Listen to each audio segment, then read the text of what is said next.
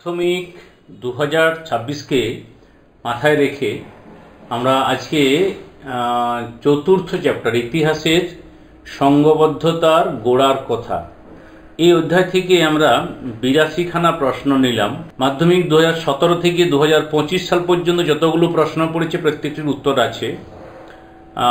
বিভিন্ন সালে বিভিন্ন রকম প্রশ্ন থাকে, 6, 5, 5, 5, 5 অর্থাৎ 4 থেকে 5টি প্রশ্ন কিন্তু তোমাদের এখান থেকে থাকবে। তাহলে অর্থাৎ অধ্যায়টি অত্যন্ত গুরুত্বপূর্ণ, প্রত্যেকটি প্রশ্ন দেখবে আর যেটা তোমার মনে হচ্ছে করা নেই সেটা তুমি লিখে নেবে। তা শুরু করি। পলাশীর যুদ্ধ কত খ্রিস্টাব্দে হয়েছিল? এই প্রশ্নের অ্যান্সারটা অবশ্যই কমেন্টে জানাবে, ঠিক আছে? এই প্রশ্নের উত্তরটি কমেন্টে, অর্থাৎ প্রথম প্রশ্ন, তোমাদের মোট 4টে প্রশ্ন দেব, তাই এটা প্রথম প্রশ্ন। সিপাহী বিদ্রোহ মহাবিদ্রোহ 1857। একটি প্রত্যক্ষ কারণ এনফিল্ড রাইফেলের টোটার প্রচলন, যেটা দাঁত দিয়ে কাটতে হতো, সেখানে গরুর চর্বি বা শূকরের চর্বি এই ধরনের চর্বি দেওয়া থাকতো। সিপাহী বিদ্রোহ প্রথম কোথায় দেখা যায়? প্রথম না মুর্শিদাবাদের বহরমপুরের সেনানিবাসে 11 নম্বর ইনফ্যান্ট্রির সিপাহীরা 26শে ফেব্রুয়ারি প্রথম বিক্ষোভ দেখায়। তো এটা মনে রাখতে চাই, 11 নম্বর ইনফ্যান্ট্রির সিপাহীরা 26 ফেব্রুয়ারি। মহাবিদ্রোহ প্রথম কে ঘোষণা করে? উত্তর মঙ্গল পাণ্ডে। সেটা ছিল কবে? না 29 মার্চ 1857। এই এতক্ষণ পর্যন্ত যা হচ্ছিল সবটাই কিন্তু অপরিকল্পিত। প্রথম শহীদ মঙ্গল পাণ্ডে। মহাবিদ্রোহের সময় গভর্নর জেনারেল ছিলেন লর্ড ডালহৌসি। এটার প্রশ্ন ছিল মাধ্যমিক 17 ঠিক না ভুলে? উত্তর ভুল, কারণ সেই সময় ছিল লর্ড ক্যানিং। 1857 সালের বিদ্রোহে উল্লেখযোগ্য ভূমিকা পালন করেন এমন দুজন বীরাঙ্গনার নাম, দুজন মহিলার নাম, তারা হলেন ঝাঁসি রানী লক্ষ্মীবাই এবং অযোধ্যার বেগম হজরত মহল। 1857 মহাবিদ্রোহকে ভারতের প্রথম স্বাধীনতা যুদ্ধ, এটা কে বলছে? না এটা তুমি বলবে? আচ্ছা ঠিক আছে, কমেন্টের জন্য তোমাদের দ্বিতীয় প্রশ্ন। এরপর 1857 সালের বিদ্রোহকে জাতীয় বিদ্রোহ বলেন এমন দুজনের নাম, ডিজরেইলি এবং কার্ল মার্কস। 1857 সালের বিদ্রোহকে কৃষক বিদ্রোহ নামে আখ্যা দিয়েছেন কে? শশীভূষণ চৌধুরী। এটা এসেছিল মাধ্যমিক 2022-এ। মহাবিদ্রোহকে যে ব্রিটিশ লেখক সিপাহী বিদ্রোহ আখ্যা দিয়েছিলেন? চার্লস রেইক্স। এটা 2023-এ ছিল এই প্রশ্নটি। বিদ্রোহের সিপাহী বিদ্রোহের সময় আন্দোলনকারীরা কাকে ভারতের সম্রাট বলে ঘোষণা করেন? না মুঘল সম্রাট দ্বিতীয় বাহাদুর শাহকে। ব্রিটিশ পার্লামেন্টে উন্নততর ভারত শাসন আইন পাশ করেছিল কবে? না 2 আগস্ট 1858 খ্রিস্টাব্দে। অ্যাকচুয়ালি এই আইনটি ভারত শাসন আইন নামে বেশিরভাগই পরিচিত, কিন্তু ভারতের উন্নত শাসন সংক্রান্ত আইন নামেও এটা পরিচিতি লাভ আছে। মহারানীর ঘোষণাপত্র কবে প্রকাশিত হয়? 1858 খ্রিস্টাব্দের 1 নভেম্বর। ভারত শাসন আইন দ্বারা কে ভারতের শাসনভার তুলে নেয়? না ব্রিটিশ সরকার তথা মহারানী ভিক্টোরিয়া।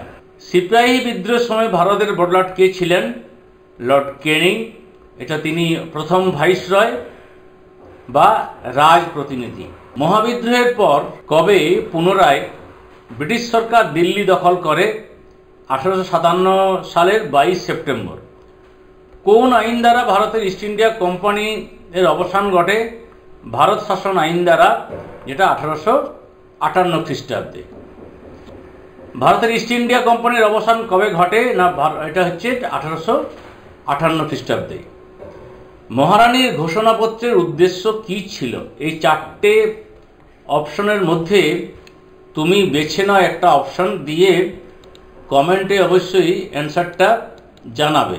কোন আইনের মাধ্যমে সারা ভারতে অভিন্ন ব্রিটিশ আইন ও প্রশাসন চালু হয়? এটা জানাবে। এবং 24, 22, 23, 24 অর্থাৎ 3 নম্বর প্রশ্ন, 4 নম্বর প্রশ্ন, 5 নম্বর প্রশ্ন কমেন্টের জন্য। পরে 19 শতককে সভা সমিতির যুগ বলে কে অভিহিত করেন? ডক্টর অনিল শীল। ব্রিটিশ আমলে সর্বপ্রথম কোথায় রাজনৈতিক সংগঠনগুলির প্রতিষ্ঠা শুরু হয়? সর্বপ্রথম শুরু হয় বাংলায়। ভারতের প্রথম রাজনৈতিক প্রতিষ্ঠান বঙ্গভাষা প্রকাশিকা সভা। দুবার প্রশ্নটি ছিল মাধ্যমিক 24 এবং 17। বঙ্গভাষা প্রকাশিকা সভার সভাপতি এবং সম্পাদক, সভাপতি ছিলেন গৌরীশঙ্কর ভট্টাচার্য তর্কবাগীশ। এটা কমপ্লিট একটা নাম, কোন কোন বইয়ে গৌরীশঙ্কর ভট্টাচার্য লেখা আছে, কোন কোন বইয়ে গৌরীশঙ্কর তর্কবাগীশ লেখা আছে।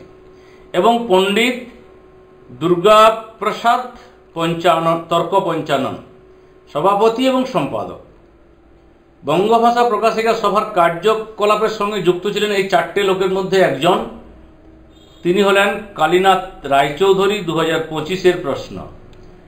ল্যান্ড হোল্ডার্স সোসাইটি, জমিদার সভা পরবর্তী নাম যদিও, সভাপতি কে ছিলেন?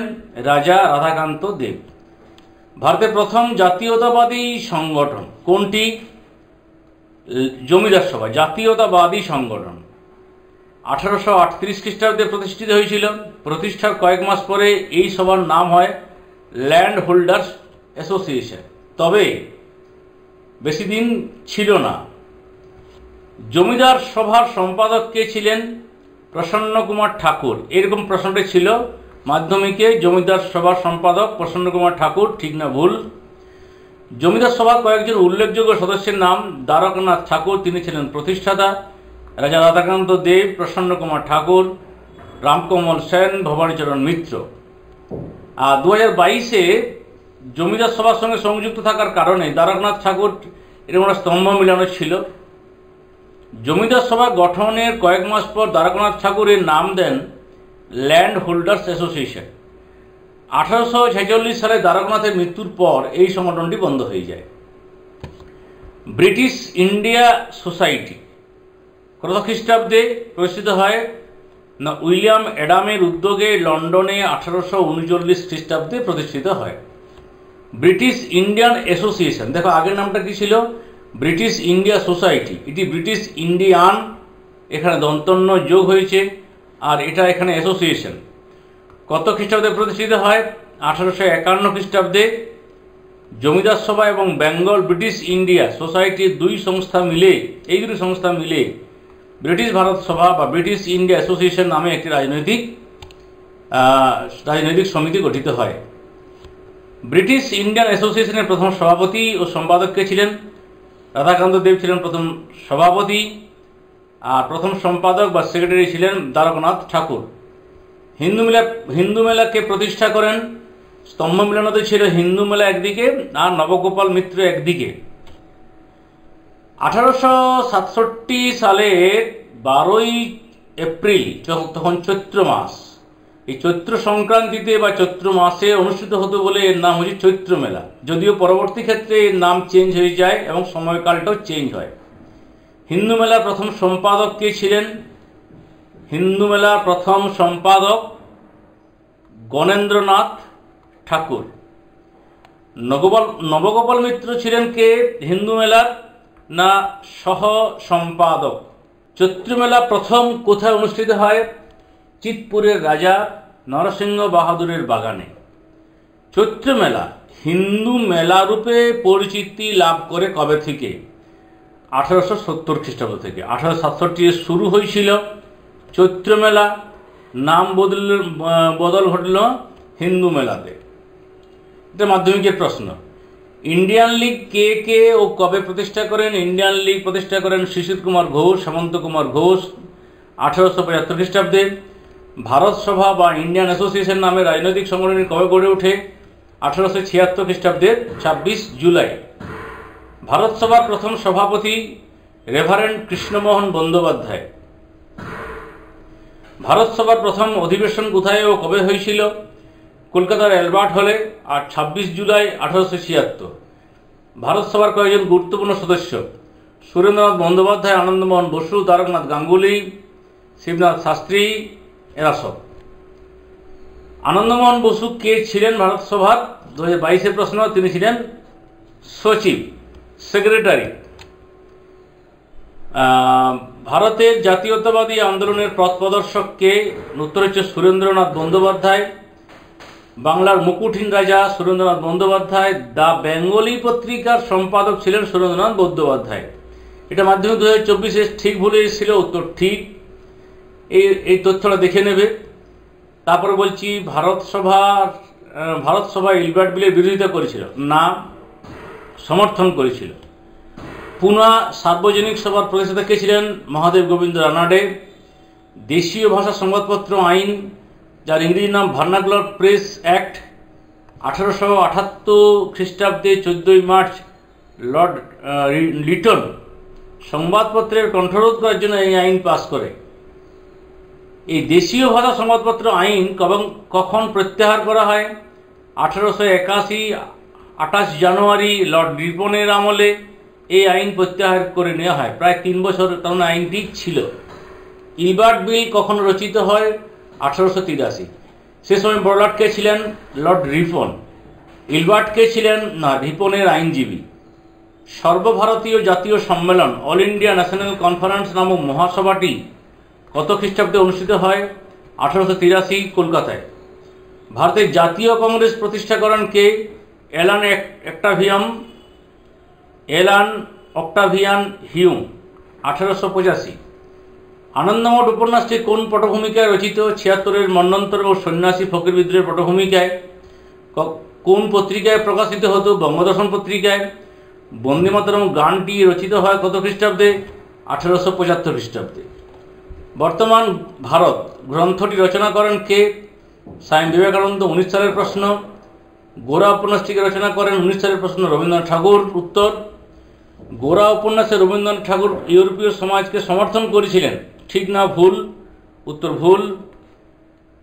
গগনেন্দ্রনাথ ঠাকুর ছিলেন একজন গগনেন্দ্র ব্যঙ্গ চিত্রকর। আধুনিক ভারতে চিত্রকলার জনক অবনীন্দ্রনাথ ঠাকুর।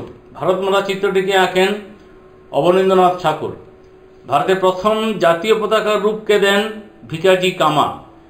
বন্দে মাতরম সঙ্গীতটিকে কবে জাতীয় সঙ্গীতের মর্যাদা দেয়? 1947।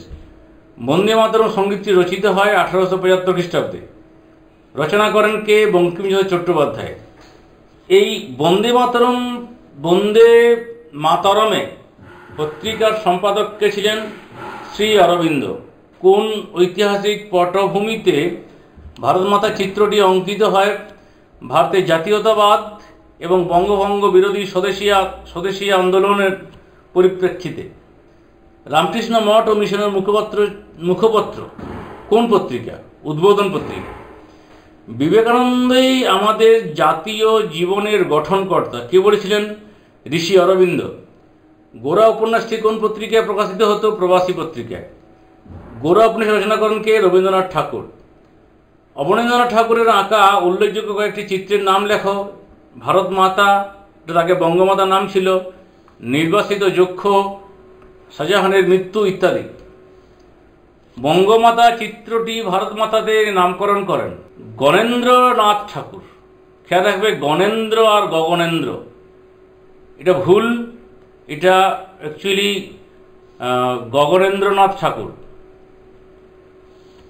বিরূপ বজ্র গ্রন্থটির সঙ্গে যুক্ত ছিলেন কে? গগনেন্দ্রনাথ ঠাকুর। ঠিক আছে, তো বিরূপ বজ্র একটি কার্টুন সংকলন, যেটা 1917-তে প্রকাশিত হয়েছিল। এখানে একটু লেখা রয়েছে। তো আজকে এই পর্যন্ত। অন্যদিন অন্য কোনো চ্যাপ্টার নিয়ে আমাদের আলোচনা চলবে। সকলে ভালো থাকবে এবং সুস্থ।